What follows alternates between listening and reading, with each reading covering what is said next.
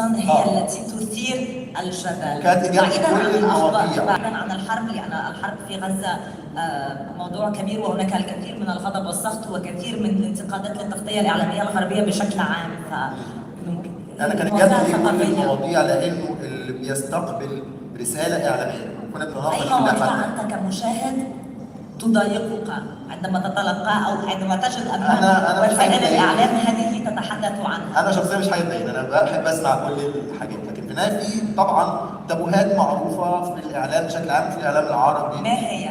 بشكل اساسي طبعا تابوهات سياسيه مرتبطه بالمواقف السياسيه من اطراف معينه، تابوهات طبعا الحديث عن اي شيء يخص الجنس مثلا، يعني في حاجات معروفه وثابته وما بتتغيرش، ممكن تزيد وتقل نسب، لكن في النهايه في حاجات تقريبا ثابته الحديث عنها، والاشياء المرتبطه بالدين طبعا والاديان وما الى ذلك دايما بتكون فيها حساسيه، لكن وكنا بنتناقش حتى في الموضوع ده من شويه، فكره انه على حسب الوسيله، جمله واحده، انه على حسب الوسيله اللي جاي منها الرساله، يعني انا ممكن اقعد اسمع لقناه مصريه او سعوديه لو انا سعودي او ايا كان الجنسيه لحاجه تخص شأن داخلي في البلد دي، حاجه حتى لو متخطيه شويه الخطوط الحمراء فبينظر ليها على انها موضوع اجتماعي بيناقش وكده. تفضل ان لكن لما يجي لي ده من قناه اجنبيه بتحسس دايما دول عايزين يفرضوا علينا اجنده، دول عايزين اكيد في رساله معينه مننا. روث نيزوبا, I think you heard him, so he may accept some critical comment or some critiques from a local media or a local social media platform and not from international media platform.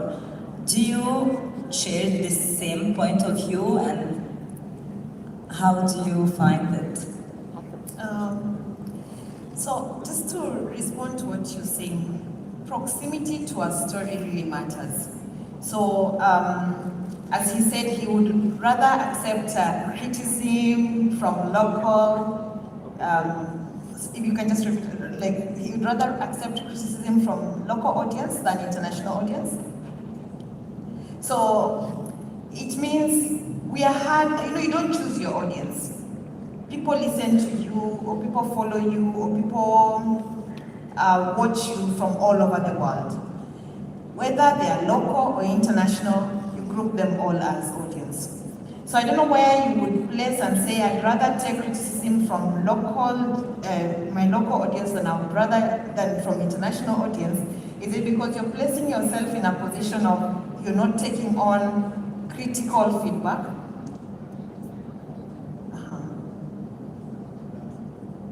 Do you want to say?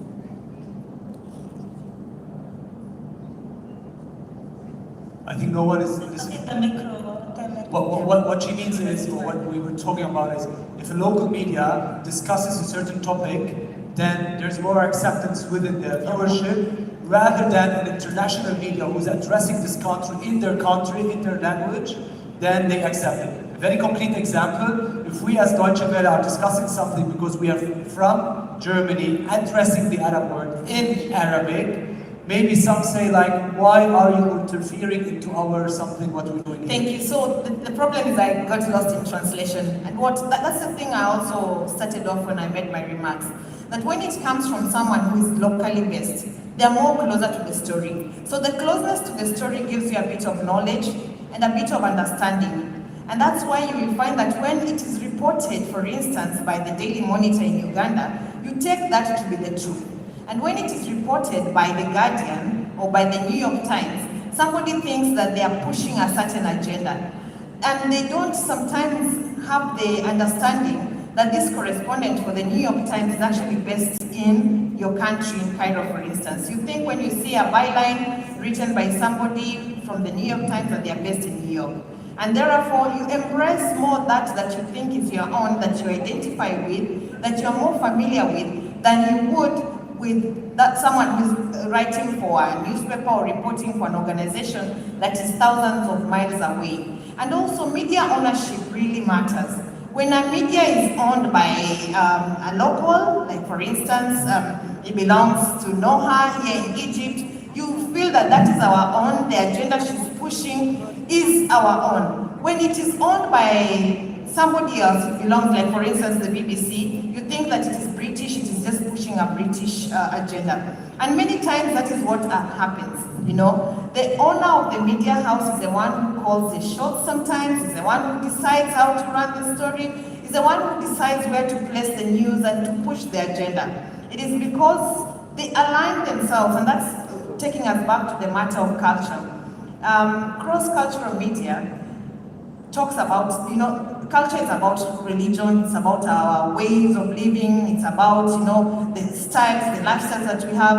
And therefore you'll find that there's some media houses that are so much deeply involved more in sports, for instance, deeply involved in matters of fashion, and deeply involved in their agenda, or their interest is more in climate change. And so they are setting the agenda. They are deciding what they are going to put out to you as an audience. And you then find that there's some control in the way that you're consuming the products or the news that is put out to you. It is not you sometimes who is deciding what kind of news you want to be told. It is the owner of the media who decides this is the stories I'm going to tell for my market here in Egypt, for instance, or here in Sudan, for instance, depending on where my interests lie. And I remember you asked a question about what are some of the stories that people are consuming. When we look around this room, majority of the audience here are the young. And this is the fastest growing demographic that we have of our population. Mostly young, mostly women. What are the stories that the young audience here is following? It's about lifestyle, it's about music, it's about health, it's about sports. And you find that they consume that more, and so we divide our media into that segment to please them. And they would accept me if I'm giving them something that they are consuming more, whether local or international, depending on the taste and the product I'm making available to them. So I tend to agree with him that sometimes acceptance comes from local, the local audience would accept more local media than they would international, because they feel it's so far off, cut off, doesn't understand what is really going on, more than Tamir, who is Arabic, who works in his own market and understands more. Ruth, many of our colleagues want to comment. Maybe Yanis, we didn't hear your voice since little, but do you agree with Ruth about this point, or maybe with Tamir, this idea of acceptance? Should people, or maybe do international media take into consideration this sensitive point within some people in some countries? They don't accept the same topic when it's tackled by international media, and I accept it more when it comes from a local journalist. You know, it's always a matter of proximity.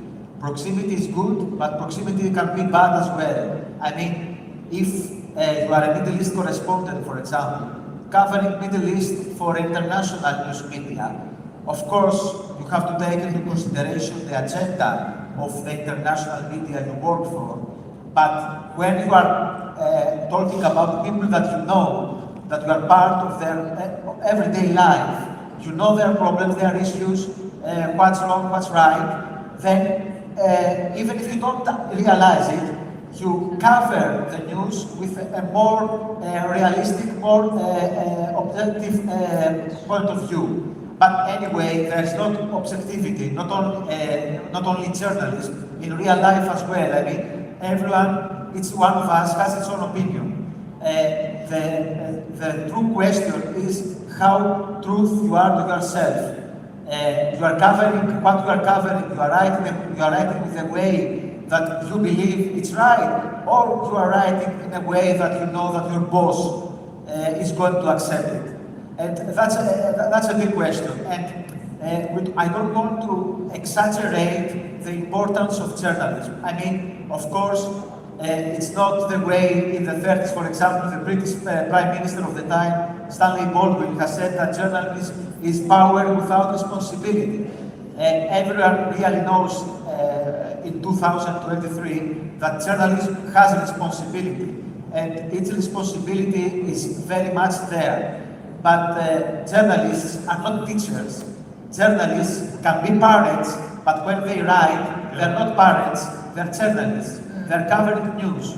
So, as a society, we cannot expect from journalists to make us better people. We expect from journalists to tell us the truth, or to tell us both sides of the truth, or the 3 sides of the truth, or 4 sides of the truth. But the role of the journalist is not there to say, you do that, you do that, you do that, or you should be a nice guy, a nice guy. That's the role of the parent, that's the role of the teacher. So, as it has to do with cross-cultural journalism, which is our topic today, if you have an international news media, for example CNN, I'm working for CNN, I'm working for CNN Greece. The way Western media cover the Israeli-Palestinian conflict is very much different to the way Greek media cover the Israeli-Palestinian conflict.